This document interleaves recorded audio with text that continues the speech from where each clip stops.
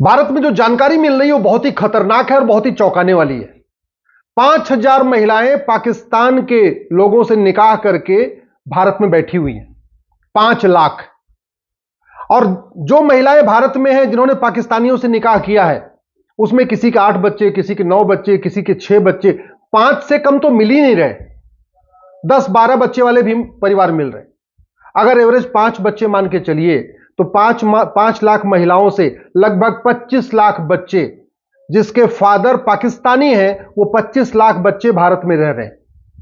और वो बच्चे कोई छोटे भी नहीं, वो बड़े हो चुके हैं, उनका शादी विवाह भी हो चुका है। तो यानी 5 लाख महिलाओं ने पाकिस्तानियों से शादी किया, उनके ऑन एन एवरेज लगभग 25 लाख बच्चे पैदा हुए। वो मां भी, वो दादी भी बन गई हैं, वो नानी भी बन गई हैं और वो अम्मा भी बन रही हैं। तो लगभग 25 लाख नाती और पोते। यह बहुत ही बड़ी खतरे की घंटी है। सवाल यह है, ऐसी घटनाएं अरब, दुबई, कुवैत, बहरीन में क्यों नहीं होती हैं? कभी आपने सुना कि अरब, दुबई, कुवैत, बहरीन की कोई महिला भारत में आके किसी से शादी की हो, निकाह की हो और वहां की नागरिकता उसने ले रखी हो? कभी आपने सुना कि अमेरिका या सिंगापुर या जापान या चीन के किसी महिला ने भारत में आके शादी किया हो और वहां की नागरिकता ले रखी हो? नहीं सुना होगा। लेकिन भारत में ऐसा हुआ है। 5 लाख महिलाएं, उनके 25 लाख बच्चे, उनके लगभग 25 लाख नाती पोते। यह सिचुएशन आज की है। और ये क्यों हुआ है? क्योंकि हमारा फॉरेनर एक्ट 19 ये 46 चल रहा है। जो चल रहा था अब तो बदल गया है और ये सड़ा हुआ कानून था। घुसपैठ का भी मूल कारण था और इस समस्या का भी मूल कारण यही था। यह कानून अभी बदला गया है। इमिग्रेशन एक्ट आ गया है, ये 2025 में भी आया, इसी संसद सत्र में आया। लेकिन यह भी नए बोतल में पुरानी शराब जैसा है। इसमें भी वैसी कठोर सजा नहीं है जैसा सिंगापुर में है, जापान में है, अमेरिका में है, रूस में है, चीन में है। वैसा इसमें भी खतरनाक नहीं है। आखिर भारत में इतनी अराजकता का मूल कारण क्या है? मूल कारण यह है कि हम भगवान श्री राम की पूजा तो करते हैं लेकिन राम नीति लागू नहीं करते। भगवान श्री राम ने कहा था, भय बिन होए न प्रीत। हम भगवान कृष्ण की पूजा करते हैं लेकिन कृष्ण नीति लागू नहीं करते। भगवान कृष्ण ने कहा था, सठे साठ्यम समाचरित। हमारे पूर्वज खुद ही कहते थे, लोहा लोहे को काटता है। लेकिन हमने लोहा लोहे को काटता है इस सिद्धांत के अनुसार नियम कानून नहीं बनाया। नतीजा यह हुआ कि 5 लाख महिलाओं ने पाकिस्तानियों से शादी करके लगभग 25 लाख बच्चे पैदा कर दिए और उनके लगभग 25 लाख नाती पोते भी हो चुके। अब समाधान क्या है? समाधान वही जो हमारे पूर्वज करते थे, भगवान श्री राम और श्री कृष्ण कहते थे। सबसे पहले इस नई भारतीय न्याय संहिता को बदलना पड़ेगा। इसमें 4-5 नए चैप्टर जोड़ना पड़ेगा। एक चैप्टर जोड़ना पड़ेगा ऑफेंस रिलेटिंग टू इन्फिल्ट्रेशन, घुसपैठ से संबंधित अपराध। एक चैप्टर जोड़ना पड़ेगा offence relating to illegal immigration, कि अगर आप भारत में अवैध रूप से रह रहे हैं। एक चैप्टर इसमें जोड़ना पड़ेगा offence relating to cheating, fraud, forgery. एक चैप्टर इसमें जोड़ना पड़ेगा offence relating to fake documents. और इसमें झूठ को सीरियस क्राइम डिक्लेयर करना पड़ेगा। जब तक झूठ को गंभीर अपराध घोषित नहीं करेंगे और झूठ पकड़ने के लिए नार्को पॉलीग्राफ ब्रेन मैपिंग कानून नहीं बनाएंगे, तब तक भारत में अराजकता रहेगी और कोई भी अपराध कम नहीं होगा। और भारत दिन बाई दिन, डे बाई डे असुरक्षित होता चला जाएगा और एक दिन हमारे हाथ से निकल जाएगा, जैसे हमारे हाथ से अफगानिस्तान निकल गया, पाकिस्तान निकल गया, बांग्लादेश निकल गया, कश्मीर निकल गया, बंगाल भी निकलने वाला है। समाधान यही है, सठे साठ्यम समाचरित, भय बिन होए न प्रीत। मैं पूरी गारंटी के साथ कह रहा हूं, आप किसी एक महिला को पकड़िए, उसका narco polygraph brain mapping test करिए और टेस्ट करके उससे पूछिए कि तूने निकाह क्यों किया था। दूसरा उससे सवाल पूछिए, निकाह करने के बाद तुम यहीं भारत में क्यों रुक गई। फिर उससे यह भी पूछिए, तुम्हारे कुल कितने बच्चे हैं। और फिर उससे यह भी पूछिए, तुम्हें भारत में रहने के लिए किसने किसने मदद की, कौन तुम्हें पैसा देता है, कहां से पैसा आता है, तुम्हारे बच्चों के सर्टिफिकेट कैसे बने, बर्थ सर्टिफिकेट कैसे बना, तुम्हारा आधार कैसे बना, तुम्हारा पासपोर्ट कैसे बना, तुम्हारा डोमिसाइल सर्टिफिकेट कैसे बना। ये सारी बात पूछ लीजिए। तो जानते, एक एक महिला के कम से कम 10-10 मददगार निकलेंगे। वो 10 लोग मदद क्यों कर रहे? क्योंकि भारत में न तो फर्जी डॉक्यूमेंट बनवाना गंभीर अपराध है, न बनवाना गंभीर अपराध है। तो महिला ने सारे डॉक्यूमेंट बनवा लिए क्योंकि वो सीरियस क्राइम नहीं है। और आधार बनाने वाले ने आधार बना दिया, नगर निगम वाले ने बर्थ सर्टिफिकेट बना दिया, तहसील वाले ने राशन कार्ड बना दिया, हर जगह के आरटी ऑफिस के दलाल ने उनको ड्राइविंग लाइसेंस बना के दिए। सारे डॉक्यूमेंट बनते चले जा रहे हैं। क्यों? क्योंकि फर्जी डॉक्यूमेंट बनाना और फर्जी डॉक्यूमेंट बनवाना गंभीर अपराध है। ये जो भारत में रह रही हैं, ये हमारी राष्ट्र की सुरक्षा के लिए खतरा है। उससे निपटने के लिए हमारे पास एनएसए है, लेकिन कहीं की पुलिस एनएसए नहीं लगाती, क्योंकि जो नेशनल सिक्योरिटी एक्ट है इसमें कहीं लिखा ही नहीं है कि भारत में अवैध रूप से रहना राष्ट्र की सुरक्षा के लिए खतरा है। हमारे पास अनलॉफुल एक्टिविटीज है, भारत में अवैध रूप से रहना अनलॉफुल एक्टिविटी है, लेकिन इस कानून में कहीं लिखा ही नहीं है कि घुसपैठ करना या भारत में अवैध रूप से रहना या घुसपैठियों की मदद करना या अवैध रूप से रहने वालों की मदद करना या उनको डॉक्यूमेंट बना के देना, न ये राष्ट्र की सुरक्षा के लिए खतरा है, न ये अनलॉफुल एक्टिविटी है। तो न तो पुलिस एनएसए लगाती है, न तो पुलिस यूएपीए लगाती है। हमारे पास हर राज्य के पास ऑर्गेनाइज क्राइम से निपटने के लिए कानून है। ये 5 लाख महिलाएं जो यहां रह रही हैं, ऐसा नहीं है, बड़ा इनका पूरा नेक्सस है, पूरा संगठन है, इनको पूरी फंडिंग आ रही है, इनको पूरा यहां मोटिवेट किया जा रहा है। अदरवाइज भारत में कोई भी शादी करने के बाद अपने मायके में थोड़ी रहता है। ये तो परंपरा है, वो चाहे हिंदू हो, चाहे जैन हो, चाहे बौद्ध हो, चाहे सिख हो, शादी हुई कि बेटी गई अपने ससुराल। सवाल यह है कि ये शादी कर रही थी पाकिस्तान में, तो भारत में रह क्यों रही थी? क्या था इनका मोटिव? क्यों इन्होंने पाकिस्तान की नागरिकता नहीं लिया और भारत की नागरिकता पकड़ के बैठी रही? ये तो तभी पता चलेगा जब narco polygraph brain mapping test हो। लेकिन मैं पूरी जिम्मेदारी के साथ कह रहा हूं, ये एक ऑर्गेनाइज वेल प्लान्ड क्राइम है, और ऑर्गेनाइज क्राइम से निपटने के लिए हर राज्य के पास कानून है। महाराष्ट्र के पास मकोका है, गुजरात के पास गुजकोका है, यूपी के पास गैंगस्टर एक्ट है, किसी के पास गुंडा एक्ट है, सबके पास अपना अपना कानून है। लेकिन पुलिस लगाती नहीं है, क्योंकि कानून में लिखा ही नहीं है कि भारत में अवैध रूप से रहना ये ऑर्गेनाइज क्राइम है। इवन जो ये नई भारतीय न्याय संहिता बनी है, इसमें एक प्रोविजन है वेजिंग वॉर। मैं कह रहा हूं, घुसपैठ करना, अवैध रूप से रहना, ये अपने आप में वेजिंग वॉर है, इनडायरेक्ट वॉर है।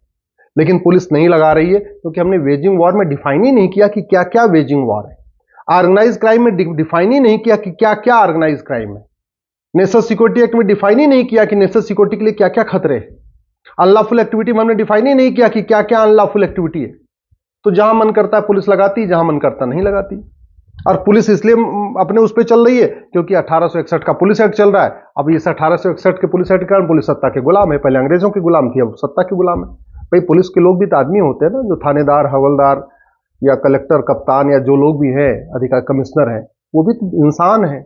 उनको नौकरी करनी है, उनको अपने बच्चे पालना है। अगर वो सत्ता से झगड़ा कर लेंगे तो उनको तो रोज पर डे उनका ट्रांसफर करते रहेंगे, क्योंकि ट्रांसफर करने में कोई नियम कानून तो है नहीं, जब मन किया तब ट्रांसफर कर दिया। तो अगर हम भारत को सुरक्षित बनाना चाहते हैं, ऐसी चीजों से रुकना चाहते हैं, तो one nation one police code लागू करना पड़ेगा, पुलिस चार्टर लागू करना पड़ेगा। अब आप सोचिए कितनी भारत में अवैध गतिविधियां हो रही हैं, लेकिन अवैध गतिविधियां करने वाले और उनके मददगारों के आज तक किसी की नागरिकता खत्म ही नहीं हुई। आप बताइए, किसी आतंकवादी की नागरिकता गई, किसी जासूस की नागरिकता गई, किसी गद्दार की नागरिकता गई, किसी घुसपैठिए की मदद करने वाले की नागरिकता गई, किसी धर्मांतरण कराने वाले की मदद की नागरिकता गई, किसी ड्रग स्मगलर की नागरिकता गई, किसी मानव तस्करी करने वाले की किसी की नागरिकता गई नहीं। क्यों? ये कानून सड़ा हुआ है। इसलिए मैं कहता हूं ये जो सिटीजनशिप एक्ट है, इसको बदलना पड़ेगा, एक नया कानून बनाना पड़ेगा। नागरिकता देने और नागरिकता लेने के लिए फिर से एक नई टर्म्स कंडीशन बनाना पड़ेगा।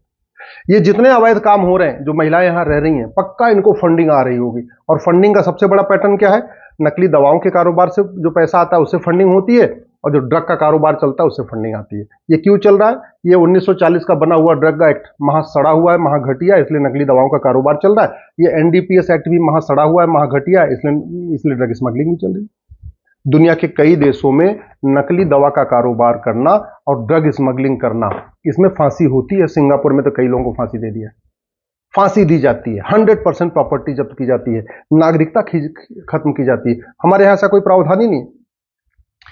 ये कांग्रेस ने 2010 में एफसीआरए कानून बनाया था। जानते हैं क्यों बनाया था? भारत में अवैध कार्य करने वालों को फंडिंग कराने के लिए। नक्सलियों को, माओवादियों को, जिहादियों को, मिशनरियों को, आतंकवादियों को, अलगाववादियों को, सबको फंडिंग चलती रहे। जो देश विरोधी लेखक हैं, बुद्धिजीवी हैं, पत्रकार हैं, कलमकार हैं, यूट्यूबर हैं, जो देश विरोधी काम करने वाले, सबको फंडिंग चलती रहे, उनके एनजीओज को फंडिंग होती रहे, उसके लिए एफसीआरए कानून बना था। ये जब तक खत्म नहीं होगा तब तक विदेशी फंडिंग नहीं बंद होगी। फंडिंग नहीं बंद होगी तो अवैध काम नहीं बंद होगा। क्योंकि कोई भी काम जो भारत में लोग रहते हैं वो निस्वार्थ भाव से नहीं करते, पैसे के लिए करते हैं। वो पैसे के लिए जासूसों की मदद करते हैं, पैसों के लिए गद्दारों की मदद करते हैं, पैसे के लिए घुसपैठियों की मदद करते हैं, पैसे के लिए मिशनरियों की मदद करते हैं। तो जब तक फंडिंग नहीं बंद होगी तब तक ये देश विरोधी काम नहीं बंद होंगे।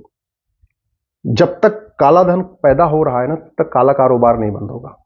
जितने भी अवैध काम होते हैं सबकी फंडिंग काले धन से होती है, और काला धन जनरेट हो रहा है, जबरदस्त जनरेट हो रहा है।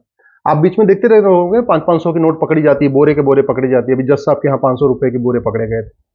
कितने नेताओं के यहाँ 500-500 के बोरे पकड़े जाते हैं। आम जनता को 500 रुपए के नोट की जरूरत नहीं। आम जनता तो 100 रुपए बहुत पर्याप्त है। 100 रुपए से ज्यादा कोई पर डे खर्च करता नहीं। 80% लोग पर डे 100 रुपए से कम खर्च करते हैं। उनको बड़ी नोट की जरूरत ही नहीं।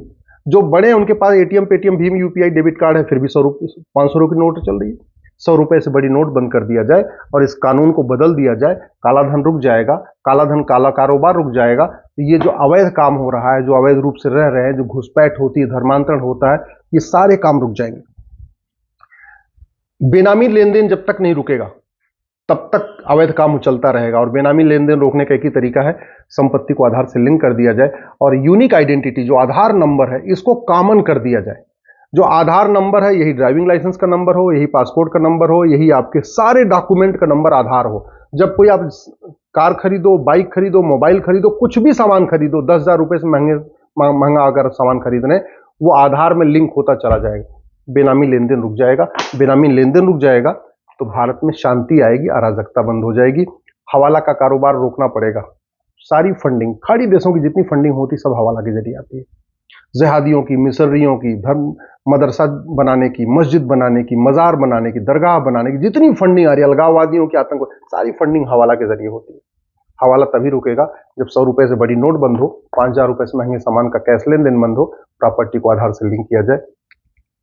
सबसे बड़ा मूल कारण है अवैध काम का, वो है भ्रष्टाचार। ये बचते हैं भ्रष्टाचार के जरिए। पुलिस की जांच गड़बड़ हो जाती है पैसे देके, जज साहब गलत फैसला दे देते हैं पैसे देके, गवाह तैयार हो जाते हैं पैसे के दम पे। तो जब तक ये करप्शन अब नहीं बंद होगा, और सबसे बड़ी बात ये कि जब तक भारत में झूठ बोलना गंभीर अपराध नहीं होगा, झूठ पकड़ने के लिए नार्को पॉलीग्राफ ब्रेन मैपिंग कानून नहीं बनेगा, झूठा हलफनामा दाखिल करना, झूठी गवाही देना, इसको गंभीर अपराध घोषित नहीं किया जाएगा। और झूठा डॉक्यूमेंट बनाना, झूठा Aadhaar, ration card, driving licence, voter ID, birth certificate, झूठा डॉक्यूमेंट बनाना और झूठा डॉक्यूमेंट बनवाना, इसको सीरियस क्राइम डिक्लेयर नहीं किया जाएगा। तब तक अवैध काम होता रहेगा। मैं गारंटी के साथ कहता हूं, जो 5 लाख महिलाएं रह रही हैं ना, इनके जो 25 लाख बच्चे हैं और 25 लाख इनके नाती पोते हैं, ये भारत छोड़ के भाग जाएंगे। केवल इतना काम करिए, ये जो इमिग्रेशन एक्ट है ना, जिसमें अधिकतम 3 साल की सजा है, इस कानून को बदलिए, ऑर्डिनेंस ले आइए, भारत में अवैध रूप से रहने को जघन्य अपराध घोषित करिए। भारत में अवैध रूप से रहने वालों की 100% संपत्ति जब्त करने, उनकी नागरिकता खत्म करने और उनको 10 से 20 साल की सजा देने के लिए कानून बनाइए।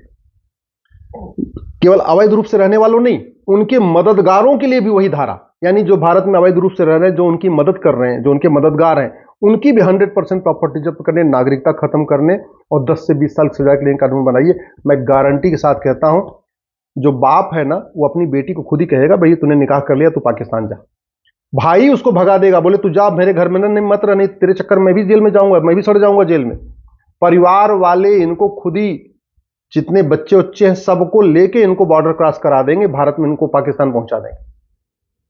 अदरवाइज अगर ये कानून नहीं बदलेगा तो ये सब खेल चलता रहेगा, और खेल चलता रहेगा तो 20 से 25 साल के बाद बहुत ही भयानक परिणाम देखने को मिलेंगे।